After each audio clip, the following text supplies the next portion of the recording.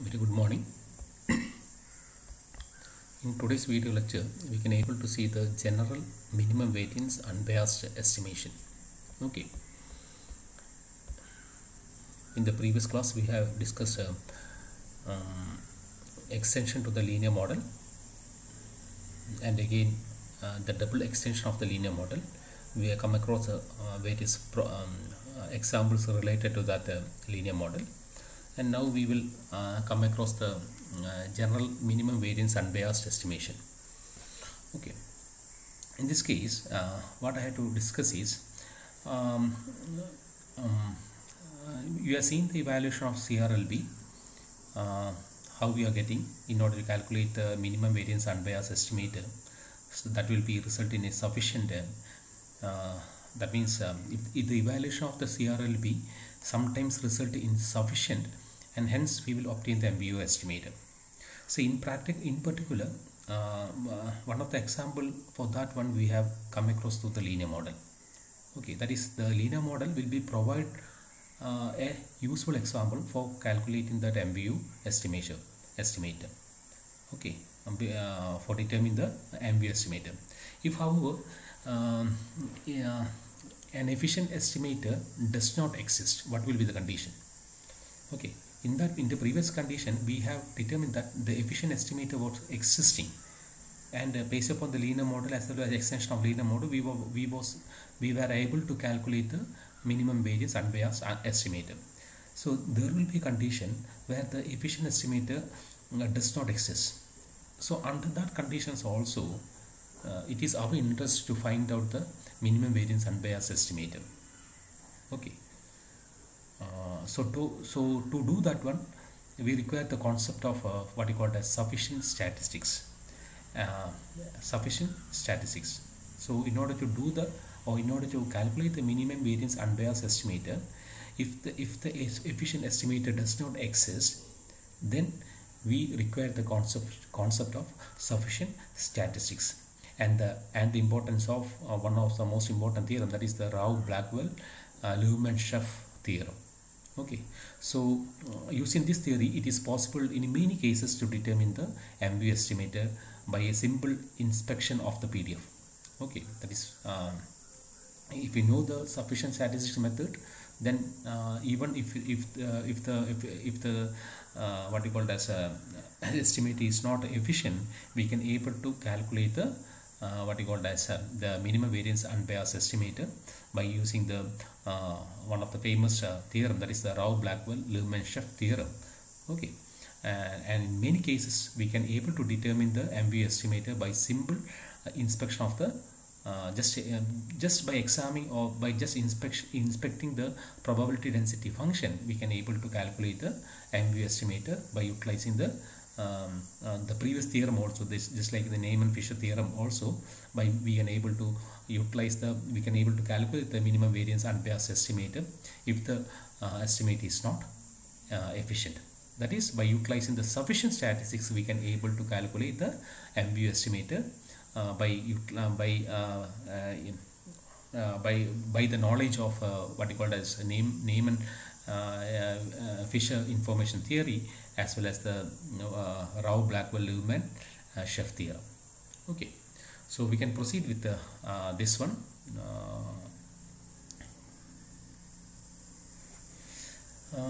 One more thing I have to discuss is we had defined the sufficient statistics in the previous section also.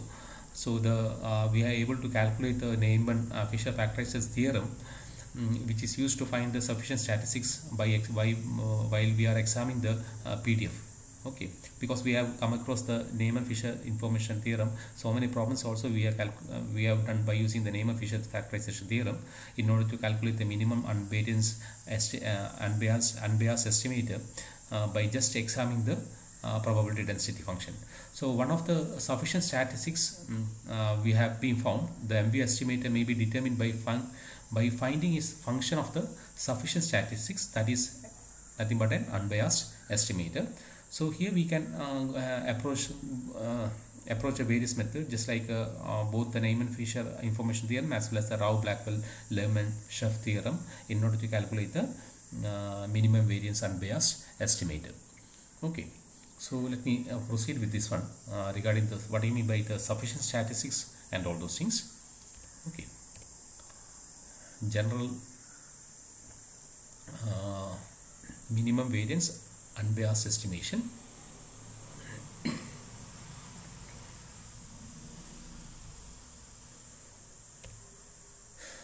That is sufficient statistics, or if an efficient, as I told you, if an efficient unbiased estimation does not exist, so it is still interest to find the MVU estimator by utilizing the approach what we call as sufficient statistics. And for that purpose we can use any method, that is Neyman-Fisher information theorem, or otherwise Rao-Blackwell-Lehman theorem. Just in that case we are just examining the probability density function based upon the sufficient statistics. Okay, the sufficient statistics, we can see the definition of the sufficient statistics. Just see the previous example what we had discussed, that is the for the example x of n must be equal to a plus w of n, where n equal to 0, 1, etc., n minus 1. In the sample mean a cap, I can write it as a cap, is that about 1 by n, sigma n equal to 0 to n minus 1, x of n is the minimum variance unbiased estimator. Is the minimum variance unbiased estimation. Already this you have come across from the previous example, having the minimum variance sigma square by n. Having minimum variance sigma square by n. Okay. So if a cap equal to x of 0 is chosen as the estimator,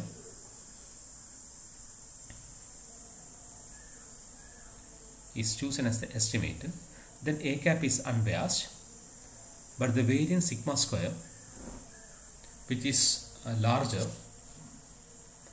than the minimum, that is a cap is unbiased but the variance sigma square is larger than the minimum. This is because of discarding the other data points which carry information about A.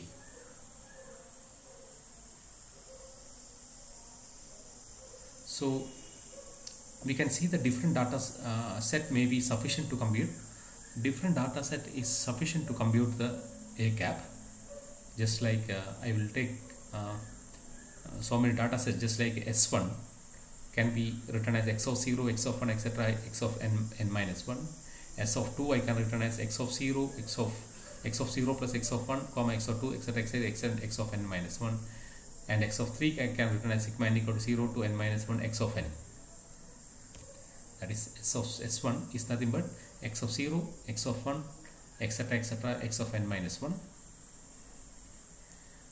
S of 2 I can written as x of 0 plus x of 1, comma x of 2, etc., x of n minus 1. And S3 can be written as sigma n equal to 0 to n minus 1 x of n. Okay, these are some of the three data, that is S1 represent the original data set which is expected, is always sufficient for the problem. Okay, similarly S2 and S3 are also sufficient. So it is obvious from this problem that there may be many sufficient data sets. So this data set contains the least number of elements is called the minimal one. Okay, so the data set containing the least number of element, data set containing the least number of element is called the minimal one, or minimal sufficient statistics. I can call like that, minimal sufficient statistics or minimal one. Okay, so the statistics sigma n equal to 0 to n minus 1 x of n is called as a minimal sufficient statistics. Just underline that word, the statistic sigma n equal to 0 to n minus 1 of x of n is the minimal sufficient statistics. Okay, I think it's clear for you. Now you just consider the probability density function. Consider the PDF of the data x of 0, x of 1, x of 2, etc., etc., x of n minus 1.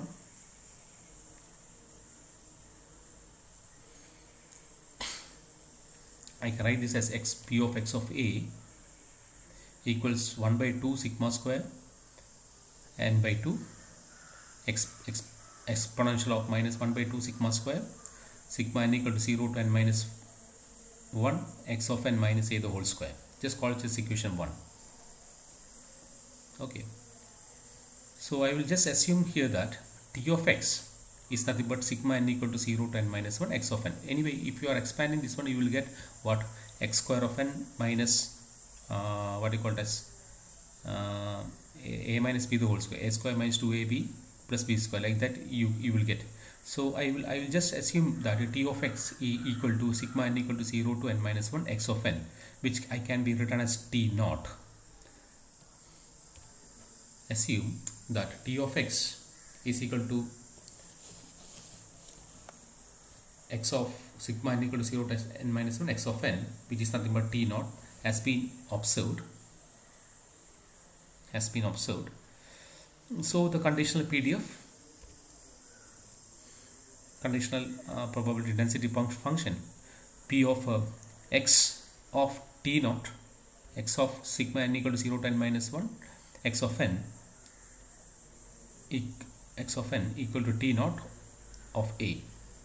Okay, gives the observation after the sufficient statistics t naught has been observed. After the sufficient statistics t naught has been observed. Okay, since the what I call that statistics should not depend on a, since the statistics t naught is sufficient for the estimation of a, the statistics should not depend on a. The conditional PDF should not depend on a. If it does, it implies additional information about a in the data.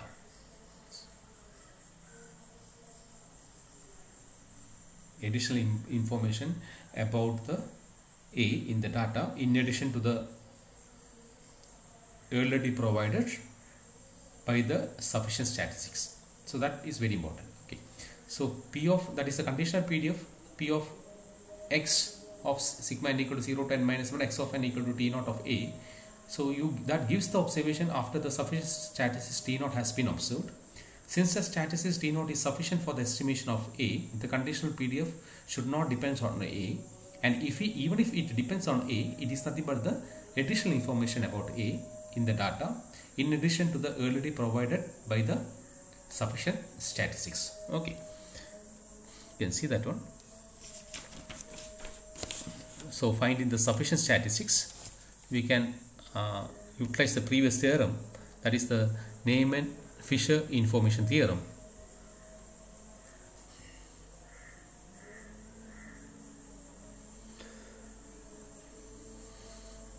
So the Neyman-Fisher factorization theorem, as you know already that you have studied. Okay, in order to calculate the sufficient, we will utilize this Neyman-Fisher factorization theorem to find the sufficient statistics. Okay, so if we can, the theorem is nothing but the Neyman-Fisher in factorization theorem.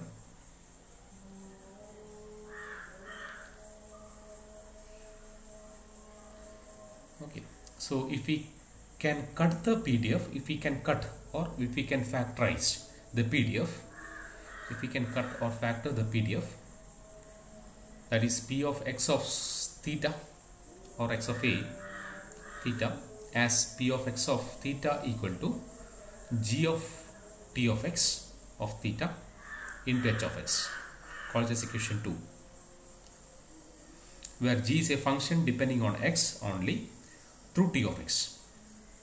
that already you know. It's not this thing already we have studied, where g is a function depending on x only through t of x. Depending on x only through t of x, and h is a function depending only on x, and h is a function depending only on x. Then t of x is nothing but the sufficient statistics for theta. Then t of x is a sufficient statistics for theta. So the PDF can be factorized as in equation 2. So the probability density function, that already you know, 1 by 2 pi into sigma square whole raised to n by 2 e raised to minus 1 by 2 sigma square sigma n equal to 0 to n minus 1 x of n minus a the whole square can be factorized utilizing the by using the equation number 2. That example also we have discussed in the previous case. In that case we had discussed g of x of theta. So here it is nothing but g of t of x. That t of x is nothing but our sufficient statistics. Okay, we can see the example of this one. DC level in white Gaussian noise.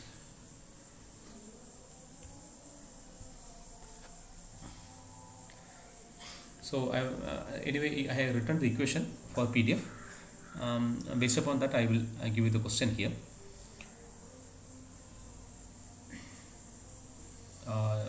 What you call as the PDF as shown in the equation 1 is given in the equation 1. Just utilize the equation. I am not writing that again and again.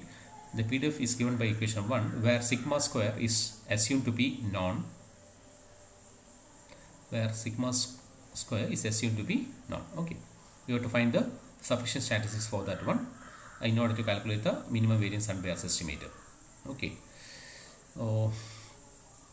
so we have p of x of a is nothing but 1 by 2 pi sigma square n by 2 e raised to minus 1 by 2 sigma square sigma n equal to 0 to n minus 1 x of n minus a the whole square. So I will just expand the exponent of this equation of this PDF can be written as the exponent of the PDF may be written as sigma n equal to 0 to n minus 1 x of n minus a the whole square. I can rewrite it as sigma n equal to 0 to n minus 1 x square of n minus 2x of n into a plus a square. That is a, it is just is the form of a minus b the whole square. That is a square minus 2ab plus b square. Okay. Now that I will bring the sigma inside the term.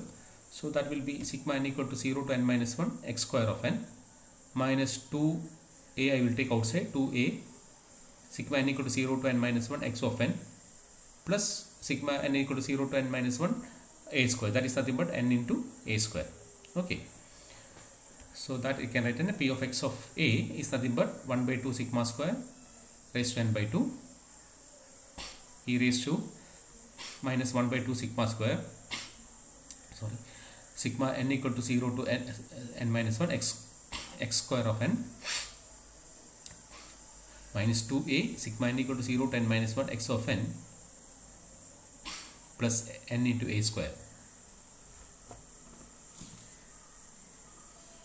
So many terms is there, just like x square term, x of n terms and all those things. We can see that one. So here we observe that the first term in the exponent, you can see that the first term in the exponent depends only on x. Depends only on x. So this can be recognized as a part of h of x. Therefore, it can be recognized as a part of h of x. Okay. So I can write p of x of a is nothing but 1 by 2 pi sigma square raised to n by 2 e raised to minus 1 by 2 sigma square minus 2a. I am now taking only the second portion minus 2a taking outside sigma n equal to 0 to n minus 1 x of n plus na square into e raised to minus 1 by 2 sigma square sigma n equal to 0 to n minus 1 x square of n. So this second term, that is e raised to minus 1 by 2 sigma square sigma n is equal to 0 to n minus 1 x square of n, I will take it as h of x. The first term is nothing but g of the first term, that is 1 by 2 sigma 1 by 2 pi sigma square raised to n by 2 e raised to minus 1 by 2 sigma square minus 2a sigma n equal to 0 to n minus 1 x of n plus n a the whole square. 1 minute. 1 minute. 1 minute.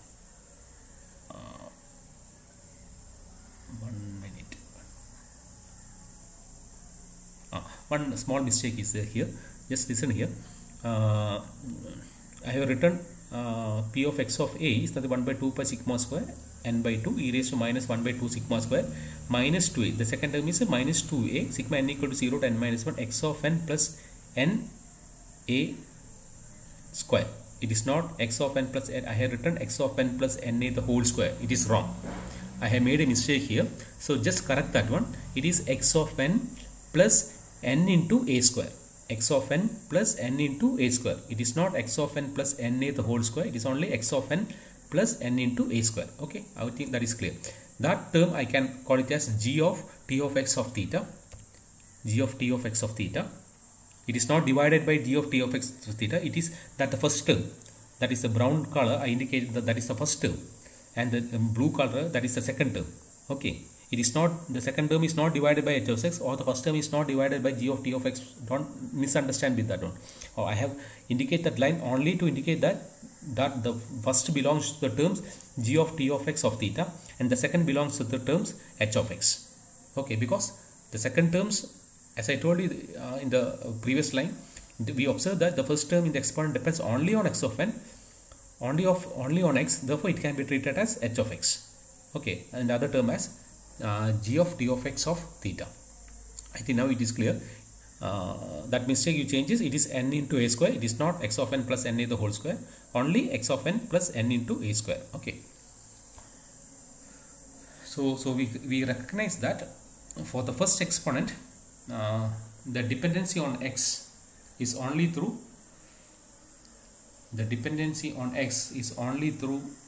the sum sigma n equal to 0 to n minus 1 x of n. Only through the sum, the first exponent, the dependency on x is only through the sum sigma n equal to 0 to n minus 1 x of n. So you can write p of x of a is nothing but g of t of x of theta plus into h of x, where t of x is nothing but sigma n equal to 0 to n minus 1 x of n is nothing but sufficient statistics, where t of x is nothing but sigma n equal to 0 to n minus 1 x of n is the sufficient statistics for A.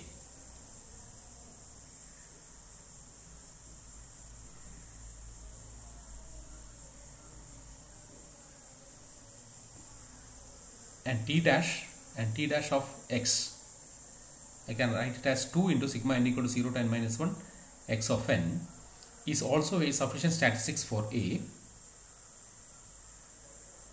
Is also a sufficient statistics for A, and is called as one-to-one function of sigma n equal to 0 to n minus 1 of x of n, is and called as one-to-one function of sigma n equal to 0 to n minus 1 x of n is a sufficient statistics. Okay, so it is not t raised to 1, it is t dash. Okay, I just written t1. That is also, you just change, that is t dash of x can be written 2 into sigma n equal to because the second term is nothing but with respect to x, that is I can write it as 2 into sigma n equal to 0 to n minus 1 x of n. Okay, it's also a sufficient statistic for A, and is called as any one-to-one function of sigma n equal to 0 to n minus 1 x of n, and that is nothing but the sufficient statistics. I think it is clear for you. We can see another example, that is example 2. In the PDF given in equation 1, let A equal to 0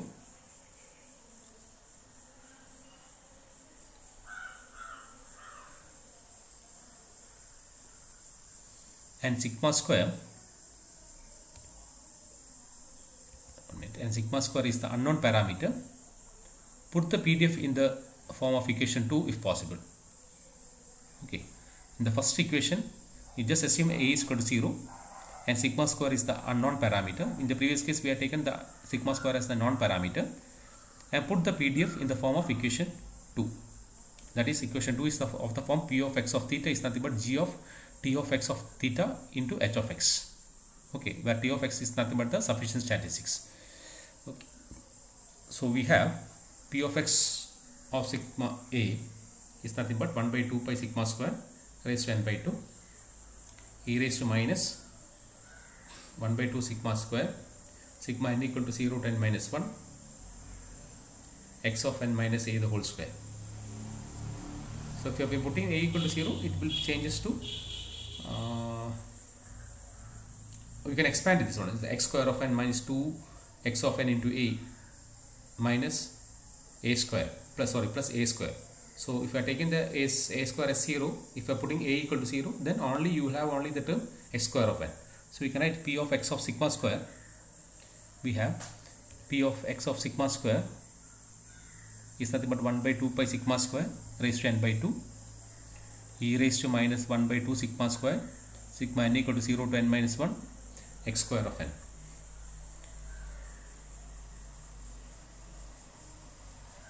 X square of n. Okay, it's clear. Okay, so here we observe that the summation in the exponent depends only on x. The summation on the exponent depends only on x, and there are no other factor which depends on x. And there are no other factor which depends on x. And therefore, T of x is nothing but the sufficient statistics with H of x is equal to 1. Okay, and there are no other factor which depends only on x. So therefore you can write T of x equal to sigma n equal to 0 to n minus 1 x square of n. Sorry, here also I have written one mistake, that is x square of n. It is not x of n the whole square. Okay, just change that one. It is x square of n.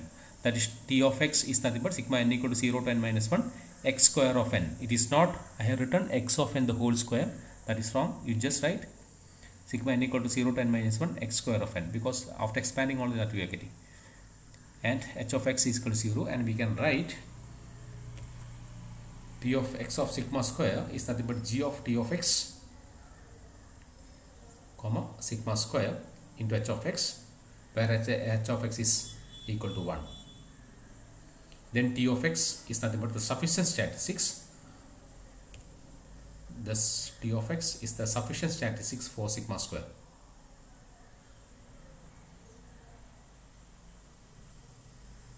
Sufficient statistics for sigma square. I can expand this for the R statistics. That is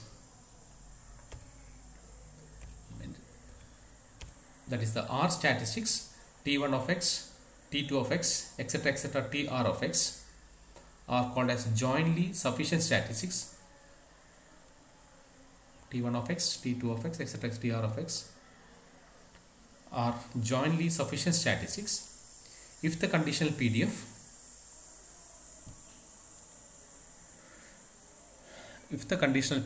P of x of, if the conditional PDF P of x of T1 of x, T2 of x, etc., etc., Tr of x does not depends on theta. T1 of x, T2 of x, etc., etc., Tr of x of theta does not depends on theta. Does not depends on theta. Then the generalized form of Neyman-Fisher information theorem. Then the generalization of Neyman-Fisher information theorem shows that P of x of theta can be factorized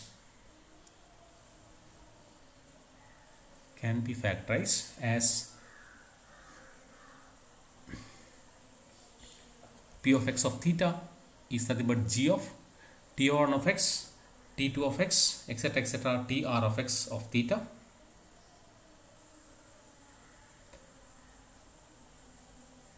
into h of x. Just call it as equation 3.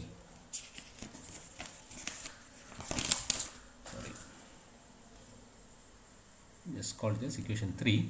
Then T1 of x, T2 of x, etc., etc., Tr of x are nothing but the sufficient statistics. Okay. Then T1 of x, T2 of x, etc., etc., Tr of x are sufficient statistics for theta, and it is clear that the original data are always sufficient statistics since we can write r equal to n, that is T1 of x equal to x of 0, etc., etc., Tn of x is nothing but x of n minus 1. If it is clear that the original data are always sufficient statistics,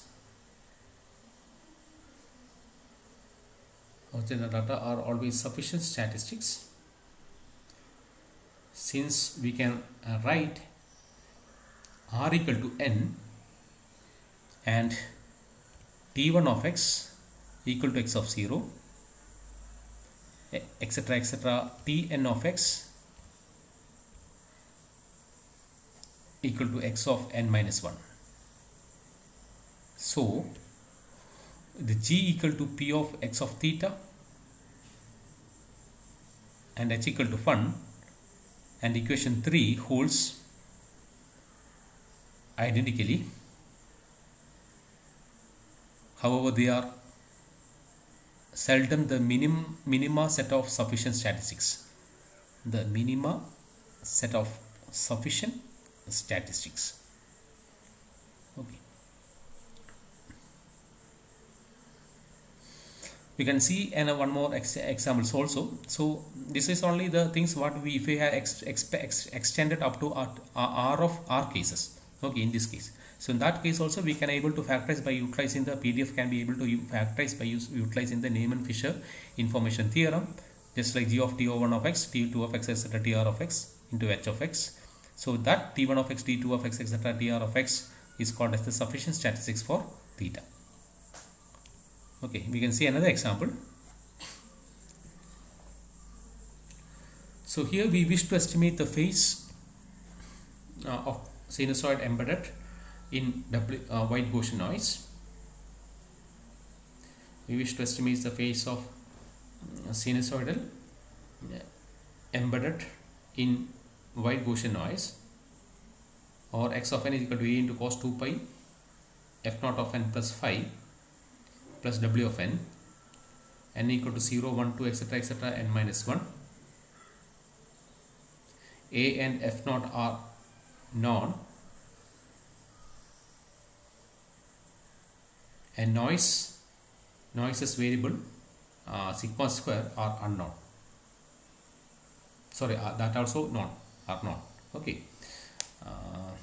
So A, f naught are known, and noise variables sigma square also known. So we can see the solution for this one.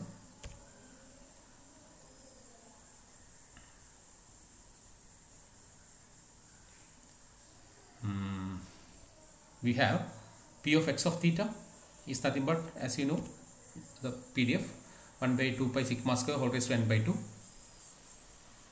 e raised to minus 1 by 2 sigma square x of n minus a into cos 2 pi f naught of n plus phi the whole square, minus a into cos 2 pi f naught of n plus phi the whole square.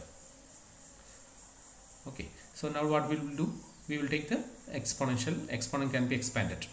Okay, that is sigma n exponent can be expanded.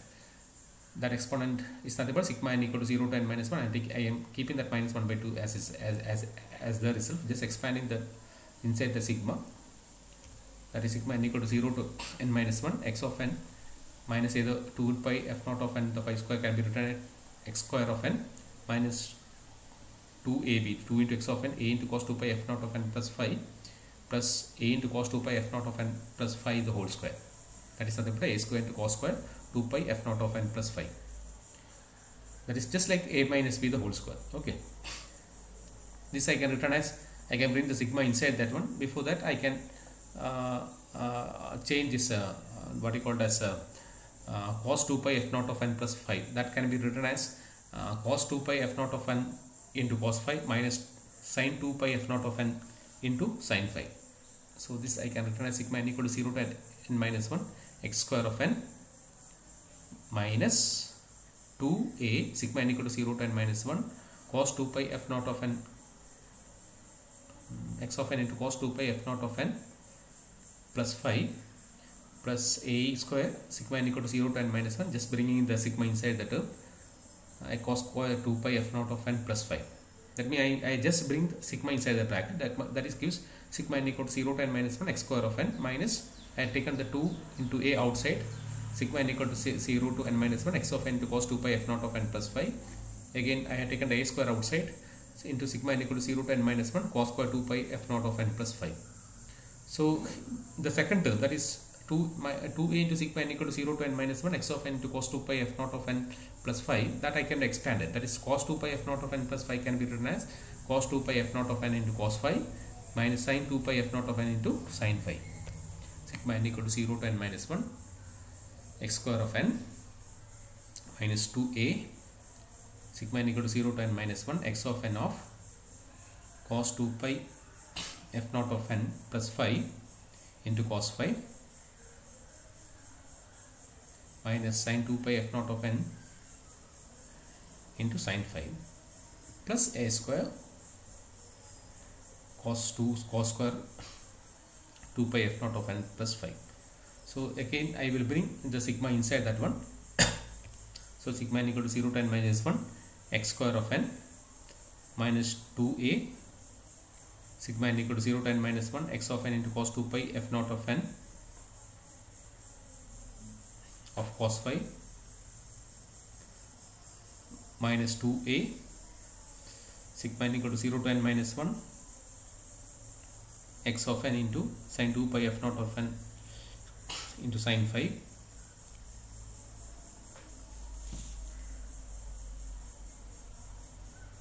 this a square into sigma n is equal to 0 to n minus 1 cos square 2 pi f naught of n plus phi. So here it is observed that the PDF is not able to factorize as Neyman by using the Neyman Fersen theorem, hence a simple sufficient statistics exists. Okay. However, it can be factorized as, that means it is observed that the PDF is not factorable as Neyman-Fisher theorem.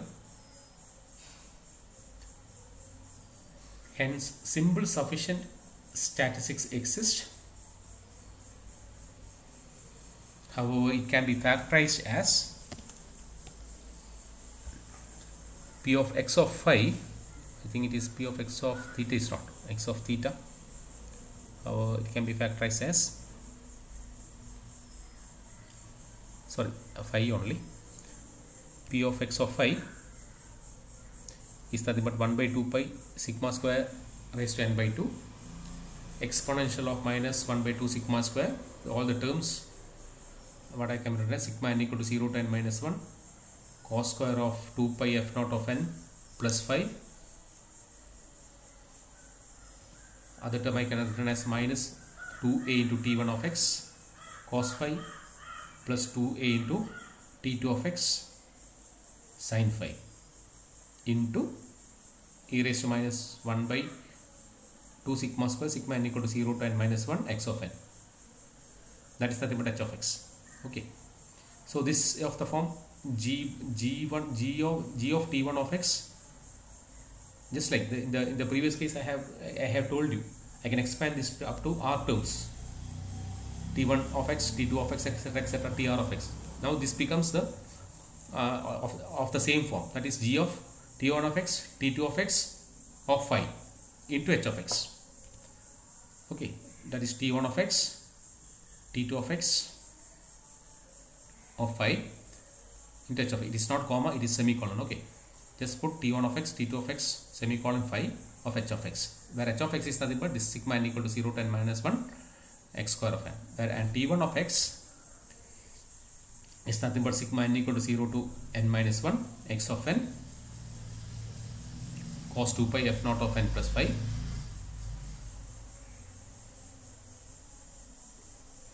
and t2 of x is nothing but sigma n equal to 0 to n minus 1 x of n sin 2 pi f naught of n plus 5. And h of s anyway already you know, that is sigma n equal to 0 to n minus 1 x square of n. Okay, so this is something regarding that example related to R numbers. Okay, so now you can see using sufficiency to find the NBU estimator. That is nothing but the Rao, Blackwell, Liebman, Schiff, Fisher theorem. Using sufficiency to find the NBU estimator.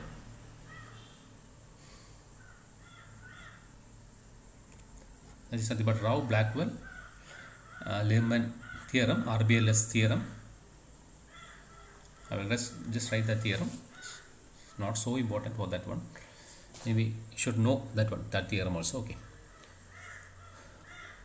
If theta cap is nothing but theta opposite cap, just write that one.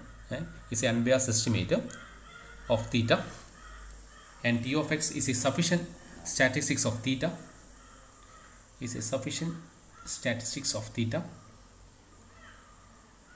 for theta. Then theta cap can be written as expectation of theta upper cap of T of x, and we can conclude that one, that the first is valid estimator for theta not depending on theta. It's valid estimate for theta that is not depending on theta. Second, it should be unbiased, and third, of lesser or equal variance than that of theta upper cap, of lesser or equal variance than that of theta upper cap for all theta. Additionally, if the sufficient statistics is complete, then then theta cap is the MBU estimator. Okay. Additionally, if the sufficient statistics is complete, then theta cap is nothing but your MBU estimator. So a statistics is complete if there is only one function of the statistics is unbiased. A statistics is complete if there is only one function of the statistics is unbiased. So this is nothing but the Rao, Blackwell, Liebman and Schiff theorem. Okay. I think it's not there in the syllabus, but you should be able to know this theorem. That's why I included this also. Okay. So we can have a discussion here. So the MBU estimator can be found by taking any unbiased estimator. Not carrying the equation. And carrying out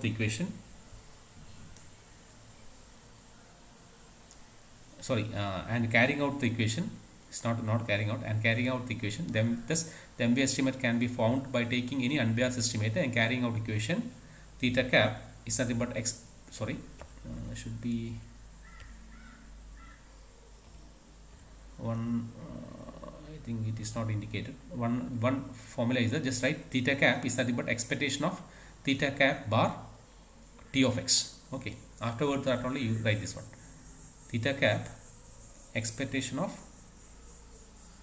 Afterwards, you write that is nothing but the integral of or the region theta cap of P of theta of T of x of d theta. That I corrected as G of Tx. Okay. So that is theta cap is nothing but expectation of theta cap of T of x. Okay, now it is clear. So alternatively, since there is only one function of the sufficient statistics, that leads to the unbiased estimator. Alternatively, since there is only one function of the that function is nothing but G. Okay, function of the sufficient statistics that leads to the unbiased estimator. We need only to find the unique function, that is G, to make the sufficient statistics unbiased. We need only to find the unique function G to make sufficient statistics unbiased. Okay, I think this is clear for you regarding the what you call as general minimum variance unbiased estimator. For in order to calculate the unbiased estimator, if that is not efficient, we had to utilize, you had to go for the sufficient statistics. Then if the efficient estimate is not indicated, there exists, we had to calculate the MVU estimator, and for that calculating of MVU estimator we had to go the approach for sufficient statistics. And you can utilize any method, just the Rao-Lehman theorem or the Neyman-Fisher information theorem. I have utilized the 3 examples based upon the Neyman-Fisher theorem information theorem only, because already that theorem you have come across it. And also I have indicated the Rao-Blackwell-Sheff theorem also here. Not proceeding with that examples because that is not there in your syllabus. Just utilize, just see, just have for the information only. I indicated that Rao-Blackwell-Sheff theorem. And that I have extended, that is g of t of t1 of x or t of x of theta into h of x, that extended to r of t r of x, so that any number can be utilized for calculating the sufficient statistics. That examples also we come across it. And finally the discussion regarding the Rao-Blackwell theorem. Okay, I think this is clear for you in this video lecture.